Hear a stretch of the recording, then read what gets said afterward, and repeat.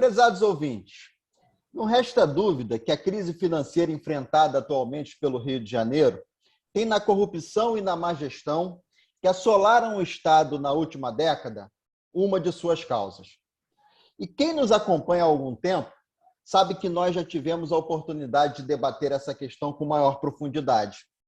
No entanto, é importante também que todo cidadão fluminense conheça um outro aspecto dessa crise, um aspecto histórico, onde nosso Estado vem sendo seguidamente prejudicado, especialmente desde que deixou de ser a capital do Brasil. Você sabia que se o Rio de Janeiro fosse um país, seríamos riquíssimos? Pois é, mas a maior parte das riquezas geradas no Estado acaba sendo tomada pela União, sem que se tenha a devida contrapartida. No programa de hoje, o deputado Luiz Paulo fará uma análise histórica da relação Rio de Janeiro-Brasil, demonstrando a injustiça tributária da qual temos sido vítimas. Meu nome é Ramon Melo e esse é o podcast RJ em Debate. Sejam todos muito bem-vindos ao nosso bate-papo dessa semana.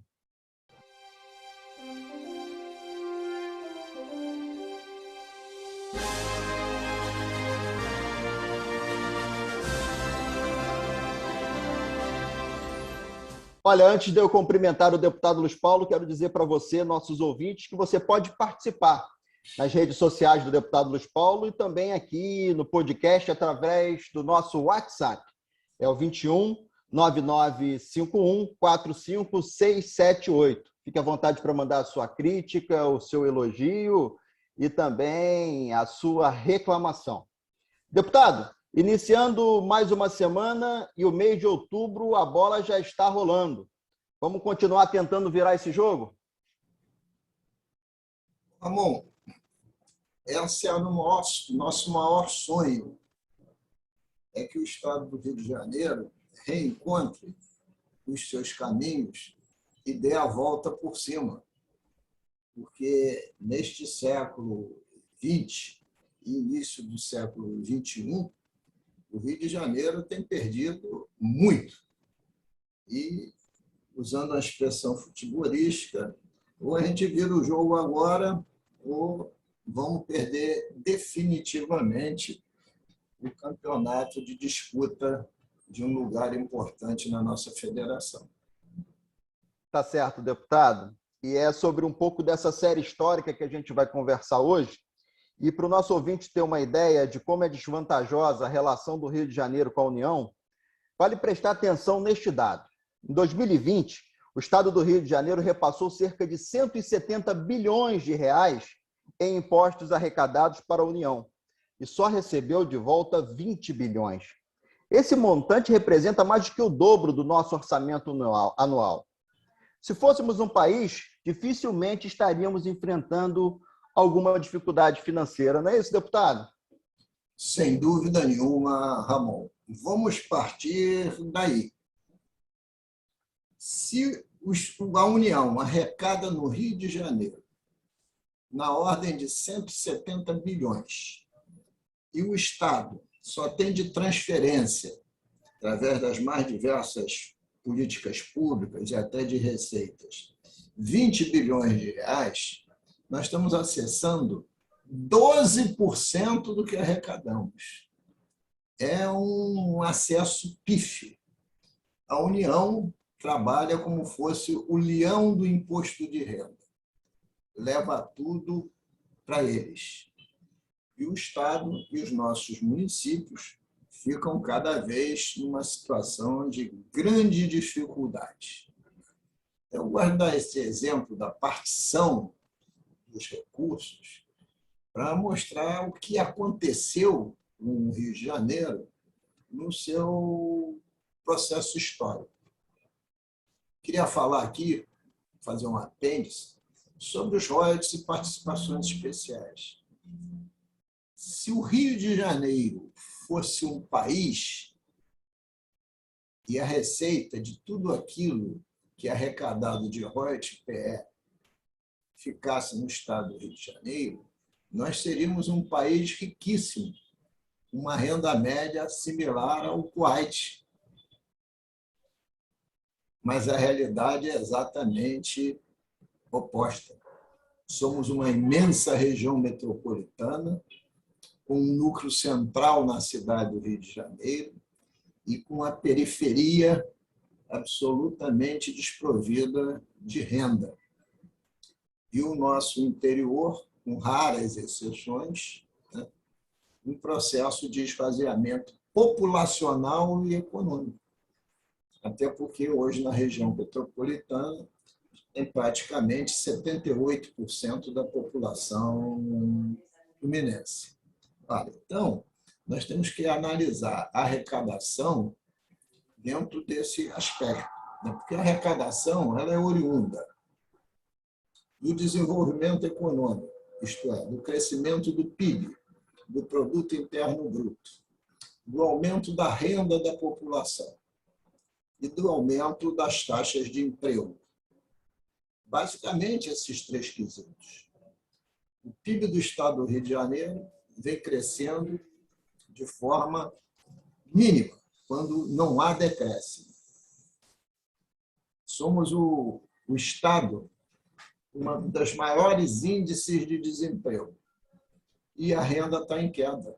Então, você pega essa trilogia que define o processo de crescimento e verifica que o Rio de Janeiro é um estado ou em descenso ou, em muitos momentos, estagnados. Quando o Brasil perde, o Rio de Janeiro perde muito mais. Quando o Brasil ganha, isto é, cresce, o Rio de Janeiro cresce menos que o Brasil. Agora, deputado, o senhor tocou bem sobre essa questão histórica. E a gente quer aqui trocar essa ideia com os nossos ouvintes, lembrando, evidentemente, de alguns fatos, né? O Rio de Janeiro sempre teve um papel central no Brasil. Em 1763, tornou-se a capital da colônia portuguesa e, em 1808, com a chegada da família real, virou a sede de todo o Império Português. Seguiu sendo a capital do nosso país mesmo após a proclamação da República. Até que em 1960, talvez uma data importante aí para a gente poder discorrer, com a transferência da capital para Brasília, perdeu abruptamente seu protagonismo. Essa transferência da capital, deputado, qual é a sua avaliação do ponto de vista do impacto no estado do Rio de Janeiro? Ramon, eu queria voltar um pouco atrás. Os nossos ouvintes sabem, decore salteado, que o Brasil foi descoberto em 1500.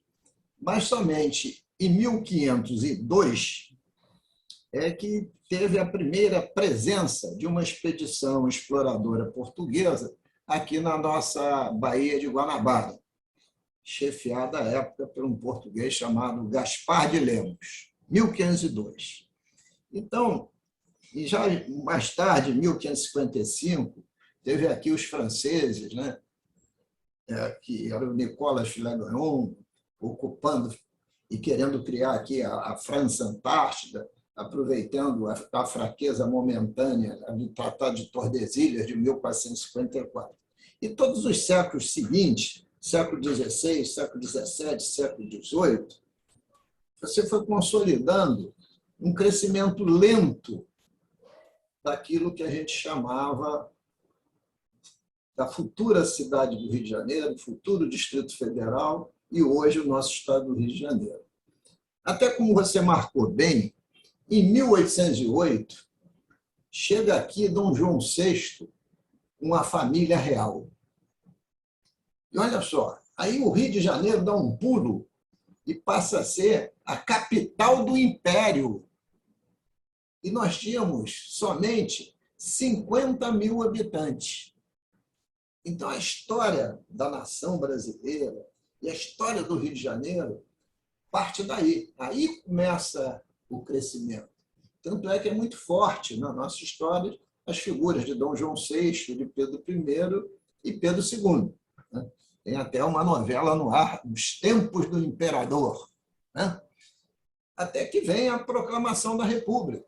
E com a proclamação da República, no finalzinho do século XIX, 1892, nós passamos a ser a capital da República.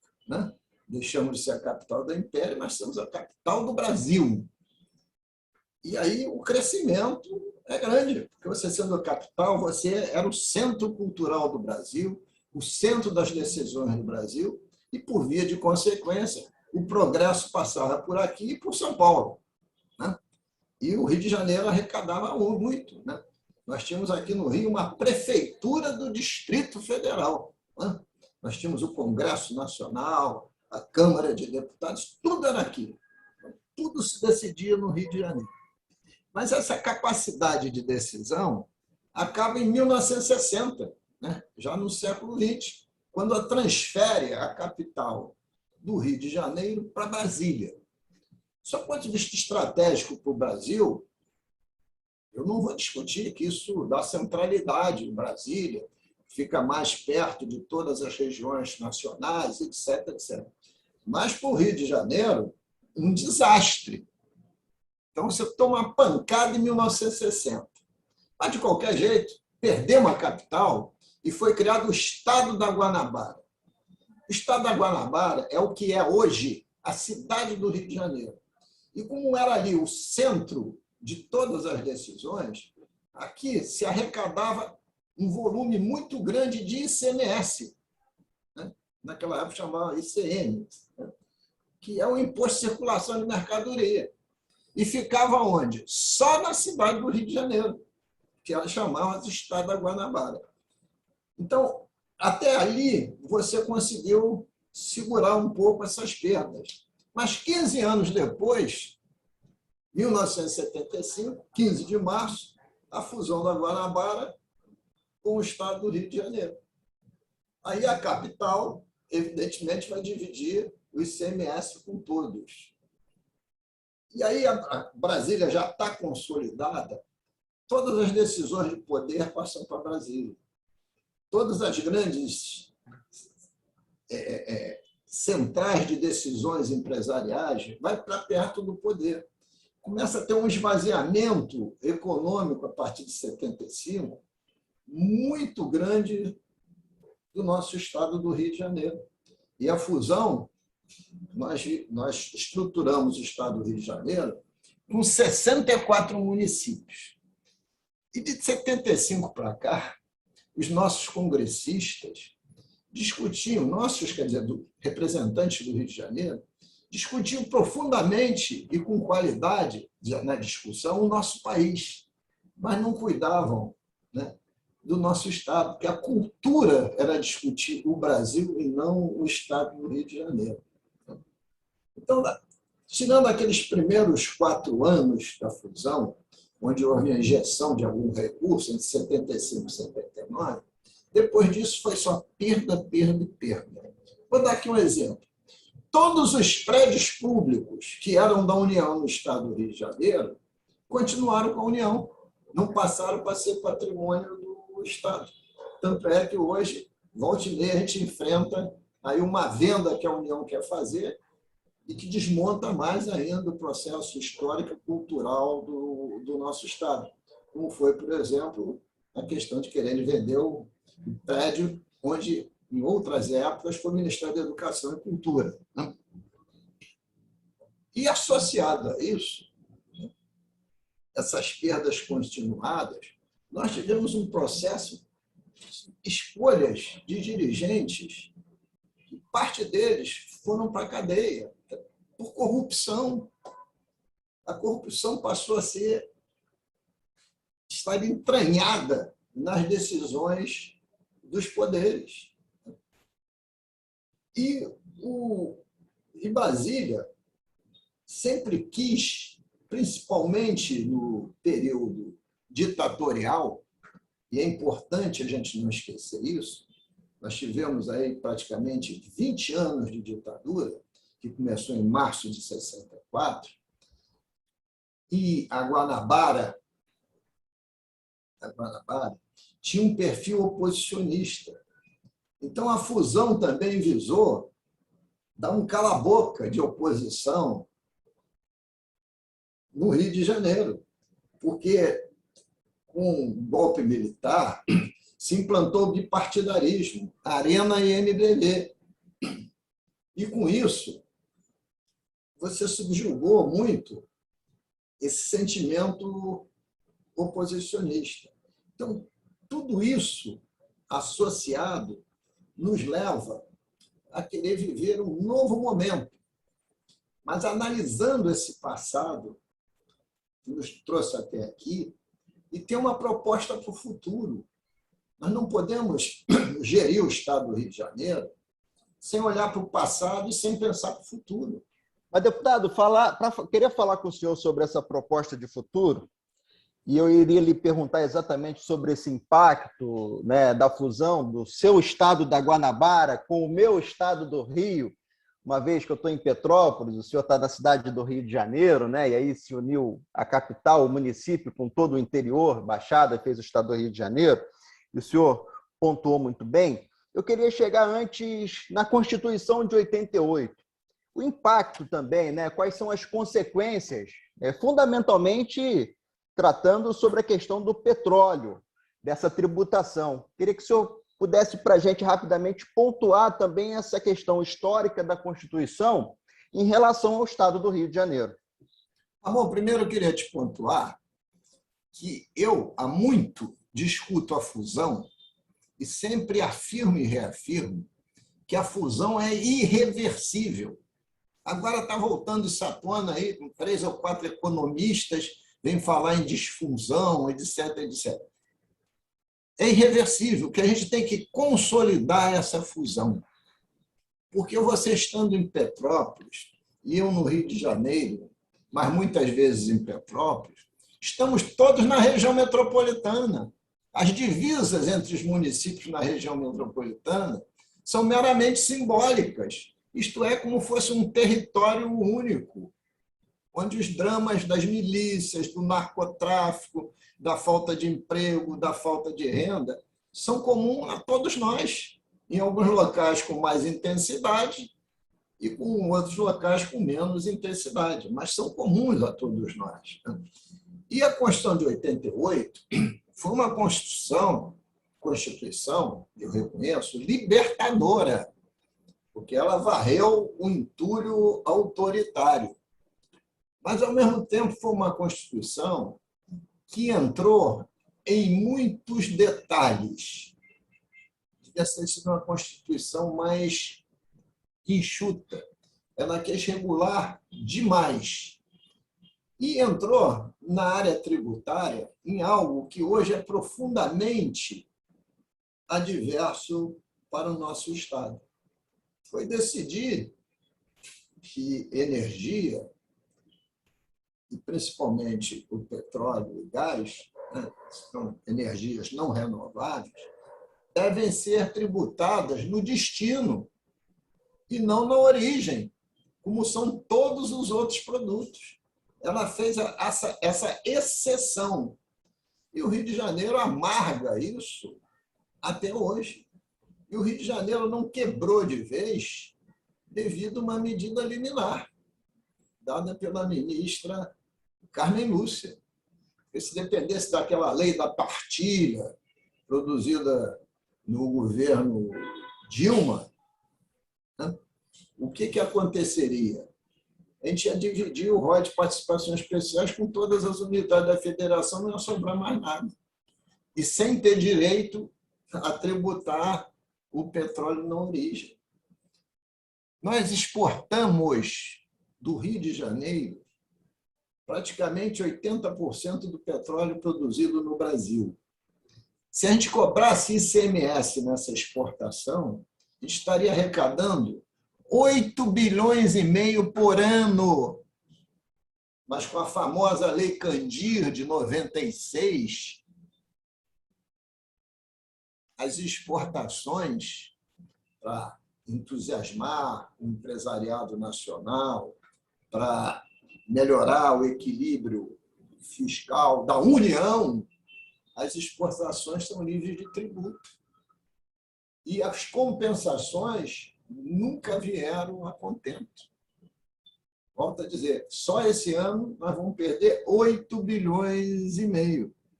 Então, se nós tivéssemos, sob nosso comando, toda a arrecadação feita aqui no Rio de Janeiro de petróleo e gás, eu volto a dizer, nós seríamos o melhor estado da federação brasileira, porque não faltaria recurso para nada.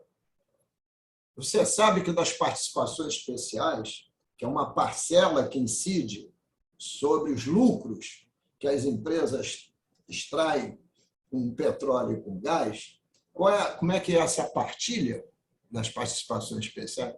50% é para a União, 40% para o Estado e 10% para os municípios produtores de petróleo.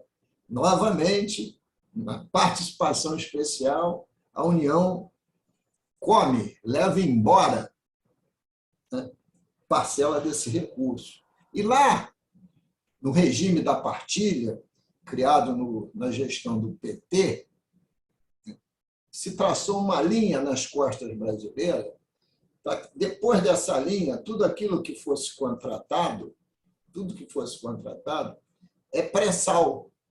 Então, na verdade, hoje, os grandes poços exploratórios, com grandes volumes e grandes reservas, estão no pré-sal. E quase todos, que têm sido licitados sucessivamente, estão no sistema de partilha. E no sistema de partilha não tem participação especial. Veja você. Então, todo jogo que a União faz, ela mete a machadinha no estado do Rio de Janeiro. Deputado, desculpa te interromper, mas só para a gente pegar um gancho no que o senhor está falando, e qual seria o papel agora da bancada federal, especialmente, né? Porque essa discussão é macro. O que o Congresso Nacional poderia discutir para que o Rio tivesse um novo caminho, um caminho de mais prosperidade? Bom, não é uma tarefa fácil, porque a cultura está atrás de tudo. Infelizmente, uma parcela significativa da nossa bancada, que retrata outras bancadas também, quer seja de deputado federal ou de senador, discutem o seu próprio umbigo, ou alguns interesses corporativos, ou os recursos para o seu município. Mas não discutem as questões macroeconômicas do nosso Estado. E, com isso, perdem todos os estados e os municípios. Ora, então a gente precisaria, emenda constitucional para rever a Constituição Federal. Porque o petróleo tinha que ser tributado na origem e não no destino. Teria que enfrentar principalmente a bancada de São Paulo. Mas seria bom para todos, porque hoje não tem petróleo só no Rio de Janeiro, já passa a ter petróleo em São Paulo, o pré-sal se direciona para Santa Catarina, o nosso Nordeste tem petróleo. Então, esse era um ponto. Rever a Constituição Federal nessa questão. A segunda questão era fazer um acordo correto em relação à Lei Candir. Olha só, em 2020, o governador Wilson Witzel assinou um documento com outros governadores que chamou-se o Acordo da Lei Candir. E que, naquela época, nós teríamos direito a discutir para tentar receber 60 bilhões de reais. E esse acordo que o Rio assinou foi de receber 2 bilhões e meio em 17 anos, o que dá uma base de 150 milhões por ano, em 2020. E não depositaram nada, porque ficou faltando uma legislação federal. De 60 para 2,5 em 17 anos e não entrou nada. Olha, essa é uma outra questão de ser revista. A legislação da participação especial do petróleo e gás, a gente está fazendo uma CPI, a metodologia de fazer os abatimentos que as concessionárias produzem é absolutamente contrário, aí do contrário a todos, à União, ao Estado e aos municípios. Mas, como a Petrobras está na vanguarda, né, evidentemente a União permite tudo. E nós somos lesados em alguns bilhões por ano. Então, se nós tivéssemos senadores vigorosos, uma bancada federal vigorosa, bem coordenada, com o governador do estado e seu secretariado, procuraria produzir os temas de interesse do estado do Rio de Janeiro. Mas isso não é feito. Os últimos governantes sentam na cadeira e, no dia seguinte, começa a pensar em eleição. Vídeo aqui, para não ir muito atrás. Wilson Wittig sentou na cadeira, no dia seguinte, o sonho dele era ser presidente da República e acabou sendo empichado. Entrou o vice, sentou na cadeira. 2 dias depois, o Cláudio Castro começa a se imaginar reeleito. Olha, por isso que eu digo, se a gente não tem um planejamento estratégico de desenvolvimento econômico e social para pensar o futuro e bota dentro disso a sociedade, os políticos, prefeito, governador, deputado estadual, deputado federal e senador, a gente continua a ratear sob expectativa de futuro. A dívida que o Estado tem para pagar com a União, através dos empréstimos que a União foi avalista, ela é impagável. O que eu tenho dito aí quando discuto o regime fiscalista de recuperação fiscal? Se eu não entro no regime, e estou falando em termos simbólicos e econômicos, eu morro hoje. Se eu entro no regime, eu vou morrer daqui a 9 anos, que é o prazo do regime. Como é que a gente vai pagar em 3 anos 66 bilhões? Uma média de 22 bilhões por ano. É quebrar. Então, vamos adiar 9 anos para frente, para ver se com impulso, com esperança, com energia, com o saber fazer, a gente muda essa regra do jogo.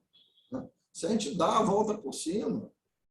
Então, a gente ainda mantém essa esperança, porque essa esperança é que sustenta o nosso mandato. Eu tenho dito que o nosso mandato é de resistência, para resistir aos tempos duros e difíceis, e ao mesmo de esperança de plantar algo melhor para o nosso futuro.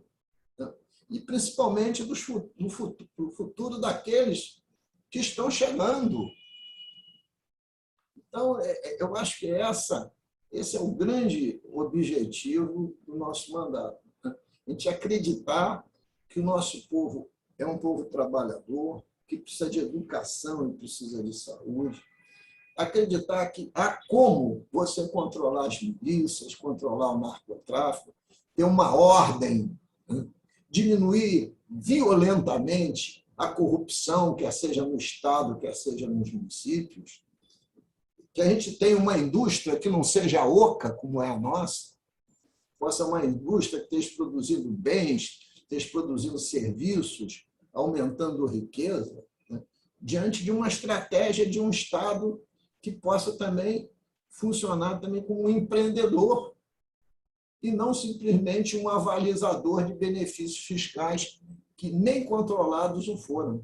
Então, essa é a perspectiva do nosso trabalho. Mas é um trabalho difícil, mas tem que ser construído. Olha, deputado, foi muito bom gravar esse podcast com o senhor e dizer para os nossos ouvintes e seguidores que você pode participar do mandato do deputado Luiz Paulo, especialmente pelo WhatsApp. Eu vou repetir o número, é o 21 9951 45678. Fique à vontade para mandar a sua opinião, sugestão e reclamação. E agora, como sempre, o nosso quadro Bola Dentro e Bola Fora. Um destaque positivo e outro negativo da semana que passou, na análise do deputado Luiz Paulo.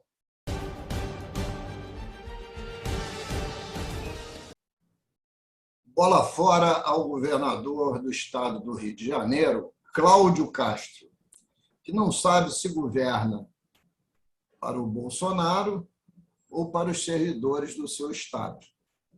Quer agradar a todos e não está conseguindo agradar a ninguém. Depois de aprovarmos na LERJ o auxílio emergencial, o Supera Rio, a desorganização continua. Atraso nos pagamentos do Supera Rio e as famílias não conseguem acessar os seus créditos. E agora, o governador Cláudio Castro mandou para a Assembleia Legislativa, função do malfadado regime de recuperação fiscal, um pacote muito, mas muito mais grave do que o exigido pelo próprio governo federal. Por isso, foi intitulado novamente como o pacote das maldades do governador Cláudio Castro. Ele colocou um bode na sala. Por isso, compete a nós, no parlamento, continuarmos uma luta árdua para garantir os direitos adquiridos pelos servidores públicos do Estado, como concurso público, reposição salarial e triênios. Veja só, o servidor público é um ativo produtivo do Estado e não pode ser visto, como faz o governador, como um passivo. Vamos continuar nessa luta. A Bola Dentro de hoje é para todas as pessoas que individualmente ou de forma organizada ou como representantes da sociedade transformam sua indignação em ações para minimizar as cenas deprimentes que o ser humano está sendo submetido em função do abandono e da fome. A estampa do jornal Extra, com o título A Dor e a Fome, de 29 de setembro, realmente apresentando seres humanos catando ossos que seriam descartados pelos açougues para alimentar cães e produzir sabão, não nos permite nos deixar indiferentes a tanta miséria produzida pela má gestão com auxílio dessa pandemia. Temos que dar a bola dentro para todos aqueles que se organizam para, nesse momento, ajudar os mais necessitados.